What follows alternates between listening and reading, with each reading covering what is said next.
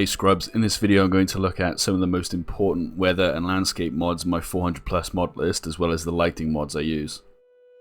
I used to use multiple landscape mods for different individual items and objects. I'd often end up with 50 or so mods that just replace vanilla textures. With that in mind, I've begun looking for sweeping overhauls that require far fewer replaces than that, and I think that my current graphical setup is impressive considering how few mods I use for texture replaces.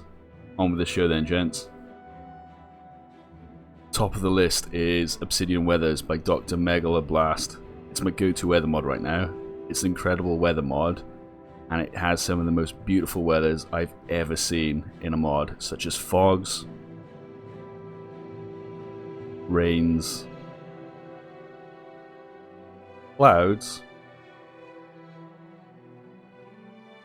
and some gorgeous snowy blizzards. It also has an option in-game to toggle whether or not the mod changes weathers based on what month it is in the game, meaning that in the summertime it's going to be golden, everything will have a nice glow to it, whereas in the winter months it'll be stormy and bleak, or snowy and freezing. The next two mods on my list pair really nicely with Obsidian, and in my opinion add some extras that feel like they could have been part of Obsidian anyway.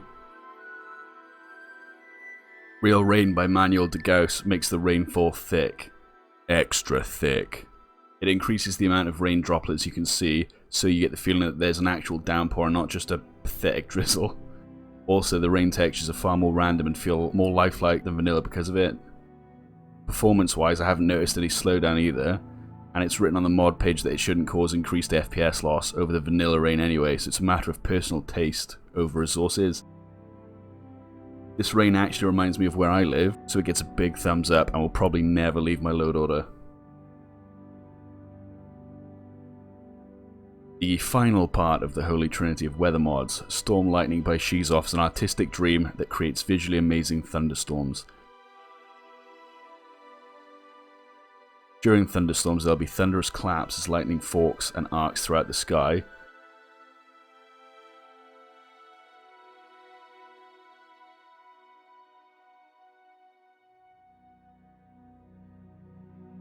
Creating areas of light where it cracks in and out. I absolutely love this mod.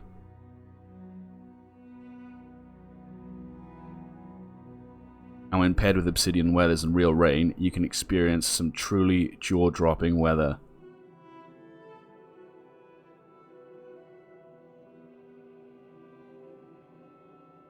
To counter the bleak and dreary atmosphere of the rain and lightning, Improve Vanilla Sun by Vincento26 strives to make the sun in Skyrim much more of a visual feature than a yellow-white orb you occasionally notice above you.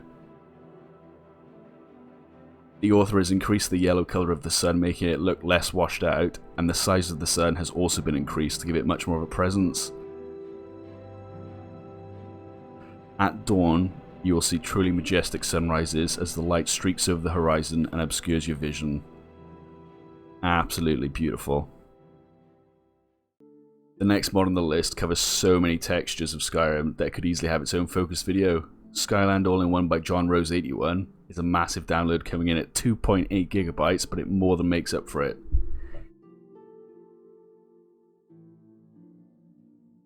The author has overhauled so many of the often overlooked textures in the game with impressive 2K textures, and it's my new texture overhaul mod of choice for each playthrough, replacing Noble Skyrim as my HD retexture base.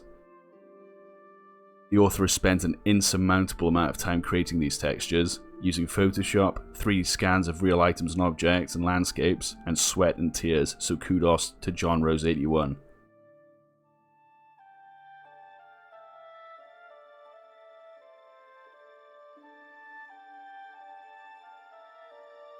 As I've previously said, Skyland All-in-One could easily have its own video with the amount of content the author has poured into this project, overhauling houses, the major cities,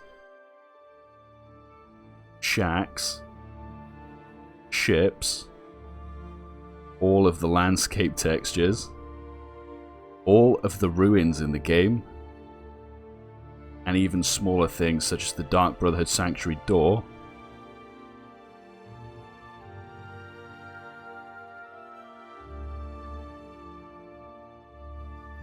but for now, I'll just say thank you, we appreciate your work, John Rose.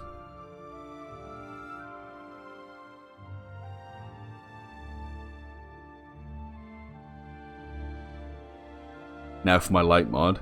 Enhanced lights and effects by Anamorphous overhauls Skyrim's lighting system and significantly reduces the light in interiors, meaning that in places like Jarl's Halls, the fire pit is much more of a centerpiece.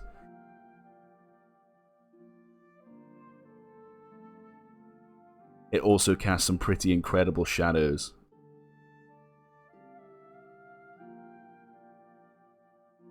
On top of that, it casts light from sources such as windows, and the light will reflect the time of day it is, as well as the weather outside.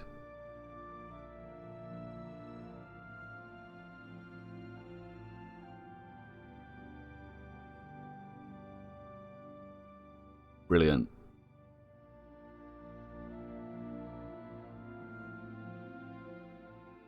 The real stuffing in the turkey is that with the hardcore option ticked in Enhanced Lights and Effects Installer, all areas that humans would not usually occupy are pitch black. Take Bleak Falls Barrow for example. There are lights at camp from the bandits, but past them there are no other sources of light. It's eerie as hell, and it really creates a sense of dread as you inch forward with your torch.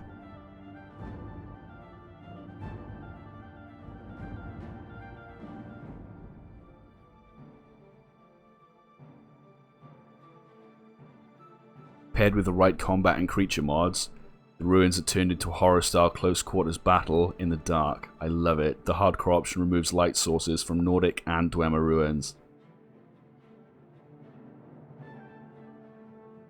Watch this following scene and let me know if it gives you the spooks.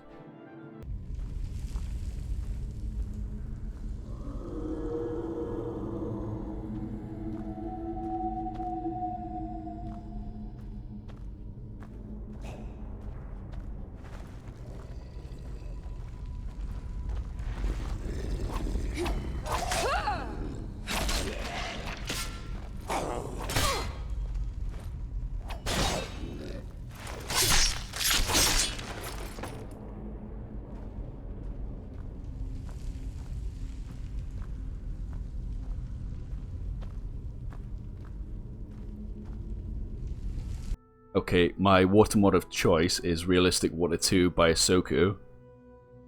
It's the water mod I always come back to no matter what. What can be said about this mod to do it justice? It makes the water look and act in a completely natural way, and it no longer looks like a stamped on slushy when it's in close proximity to debris in the river such as rocks. Every water location is overhauled and looks incredible, from the Rivers and Creeks by Riverwood and Whiterun,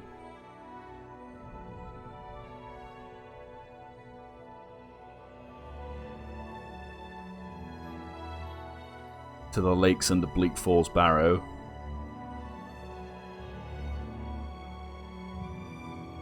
and the volcanic springs.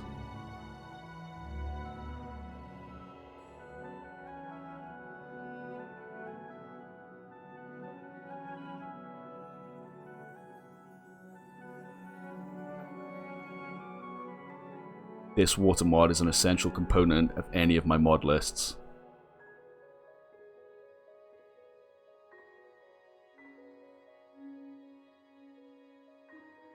Next up, my snow mod. Nordic Snow by Gorefest 2011 is a high quality texture replacer for all the snow in the game, and it makes the snow look more realistic than the doughy snow you get in vanilla Skyrim. It's an excellently presented mod, and the snow looks crunchy and compact. I love the mod. It's also absolutely essential if you're running iNeeds alongside landscape and environment retextures, as iNeeds adds new snow drifts that look dark blue and quite often out of place if you have a snow replacer. However, with Nordic Snow, the drifts are retextured to match the rest of the high quality snow in the mod, so it all looks uniform and beautiful and crisp. I love it. Okay, the next mod on the list is Wonder of Weather, which is also by the Realistic Water 2 mod author, Ahsoku. It's a brilliant mod that adds just a few effects. When you encounter them in-game, they'll make a hell of a difference to your immersion. Meteor showers and shooting stars have a chance to occur at night, as well as having preset days throughout the in-game year for special comets. This is why I love to use this mod alongside Obsidian weathers, as it further adds to the idea of a living world and things happening naturally within the world and seasons. This mod also adds some awesome splashes to the ground during rain, and once you've seen them, it'll be difficult to play Skyrim vanilla without this mod. You will definitely notice their absence. Finally, this mod has rainbows which can appear after the right weather conditions have been met. The final mod on this list is a bit of a sneaky one. It requires that you have an ENB, and that's why this video has 9 in the title instead of 10. ENB Light by 4109 is simply an essential mod for anyone running an ENB.